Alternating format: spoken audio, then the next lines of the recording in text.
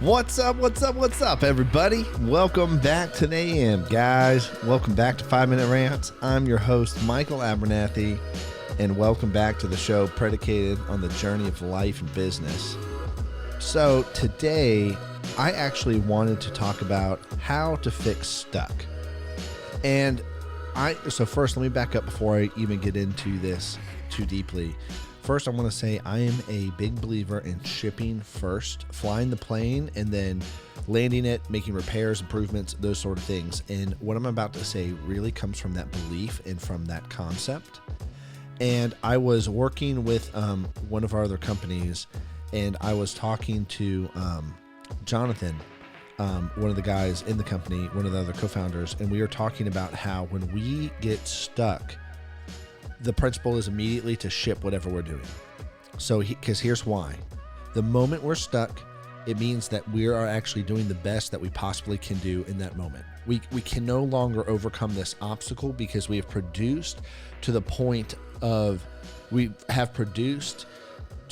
where what is needed to overcome the obstacle that is causing us to be stuck is beyond what we're currently capable of. And we actually have to ship. And sometimes that's throwing things into a production environment and beginning to run with it. Sometimes it is actually shipping and actually shipping out live, okay? Or it's just shipping, but it's like, cool, this is good enough, we're running with it. And then the moment we begin running with it, it actually induces failure. And we know it's not good enough when we're shipping. We know it's incomplete.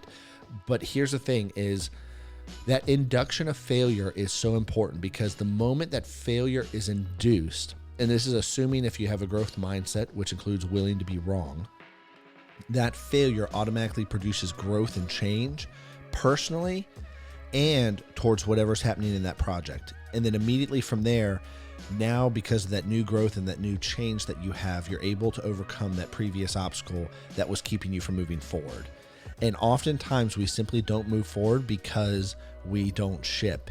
And we're trying to figure out how to overcome whatever needs to be done, and we actually can't. We're not capable yet as people or as individuals. We don't have the skill sets, we don't have the mindsets, we don't have whatever it is. We're not capable of overcoming that obstacle, and we actually have to change who we are in order to overcome. And as a result, we need failure to be induced in our lives in shipping, especially when you're dealing with products or companies, services, processes, whatever it is that you are stuck on. When you ship, when you release, cool, awesome. I've done my due diligence. It's time to move this over to quality assurance. Let me just ship it out to them. Let me ship it out to the next part of the process. You immediately induce failure, and that failure produces growth, right? And again, I'm saying this is under the assumption that you're willing to be wrong. If you're not willing to be wrong, the failure isn't going to produce growth. You're just going to continue that cycle of stuck.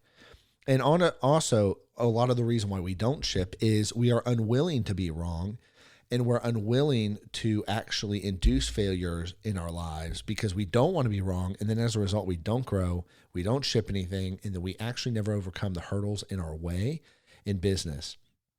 And a good rule of thumb that we have that we normally operate by is once it gets to 80%, awesome, ship it. We got to ship it, whatever it is. And once it gets to 80%, we have to ship out the door. And then that immediately produces a door for us to move through and improve. Now, I'm not saying that you do not try your best, and I'm not saying you do not produce something that is of high caliber or high quality before shipping it. The problem is we get stuck in trying to make the most perfect thing. It's like we're trying to build the Apple of today 30 years ago when it wasn't even capable of becoming what it is today. And we get stuck in that, and it's like, no, Apple was built through multiple iterations consistently throughout days, weeks, months, and years. And that's really how life works. And what I'm talking about is actually going through an iteration process.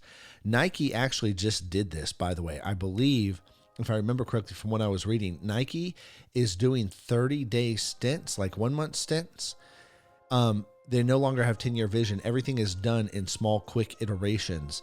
And then they want to have immediate feedback on those iterations, and then they want to improve and grow. And I actually think that's really smart because that's the exact same thing what I'm talking about. Once you get to 80%, cool, got to ship it. And then immediate improvement comes from that if we're willing to be wrong and if we're willing to look objectively at what we just shipped.